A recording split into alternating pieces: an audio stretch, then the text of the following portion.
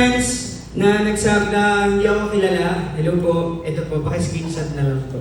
So, ayoko na kasi mag-explain. Kasi iba yung tinatawag ko ngayon. Yes, I'm a theater actor, and I'm a film actor.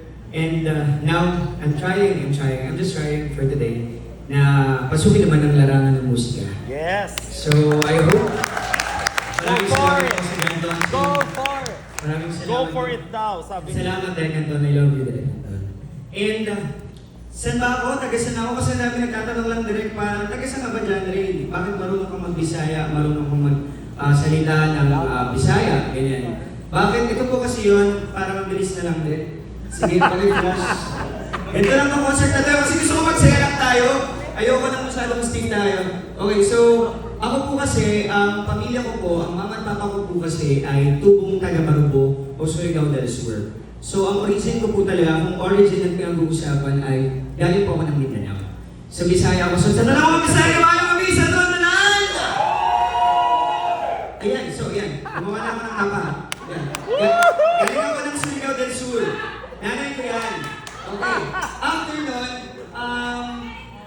yan, Davao City yung tatay ko. Tapos sa Ligo City yung isa ko pang tatay. Tapos napadpad po sila ng Manila. Explain mo, ba't dalawa? Ba't dalawa? Oh, dalawa yung tatay ko kasi ganito yan. Kasi panganay po ako. So ako, yung nanay ko, nag-iwalay sila ng father ko kasi malandi yung tatay ko. So, pagkasakay sa barko, namit niya doon, crew ng barko yung pangalawang tatay. Yun yung tatay na kinagisnan at kinalakayan ko na ngayon. Si Papa Rexan. Alam mo kanina si Papa Rexan? 3 years old pa lang siya na po ang kasama-sama ko. Kaya proud na proud ako dahil siya yung nagpalaki sa akin. Pero ngayon, ayos na kami ng biological father ko. Huwag kayong i-issue, ha? So, baka mag-issue kayo dyan eh. Lalo sa mga first natin dyan. So, yes, taga-Digos yung si father ko ngayon, si Papa Rexan. Then, si Papa naman, yung biological, nasa Davao City. Then, pumunta sila ng Manila. So, sabi ng mga tao, bakit ka may bahay sa Bulacan? Bakit ka taga Bulacan? Bakit ka Bulacan? Kasi po, yung mama ko, dahil wala kami mapunta ng Manila, yung kapatid niya, nasa Malolos. Okay? Pagdating sa Malolos, lumipat ng New Zealand yung mga pamilya niya doon. Nag-iwan ng bahay sa amin, pero hindi pa namin bahay. Kumbaga, nakikitira lang kami doon sa bahay ng tita ko. Ang nangyari, naging marketer ako ng PS. Lumipot ako sa Pilipinas, binibenta ko po yung plane namin mula Visayas, Luzon hanggang Mindanao, hanggang sa nakaipon ako at nakapagpundar ng bahay sa Malolos. May bahay. So meron na po ako doong bahay, titulo po, January Rivas nakalagay.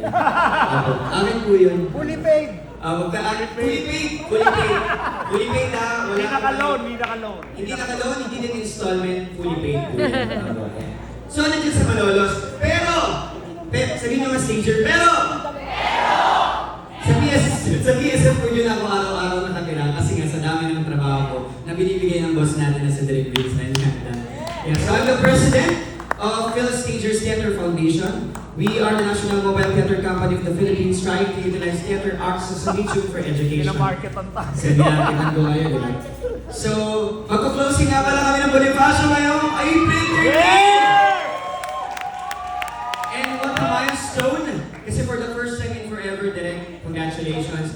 Magpapalabas po kami sa Resorts World Manila.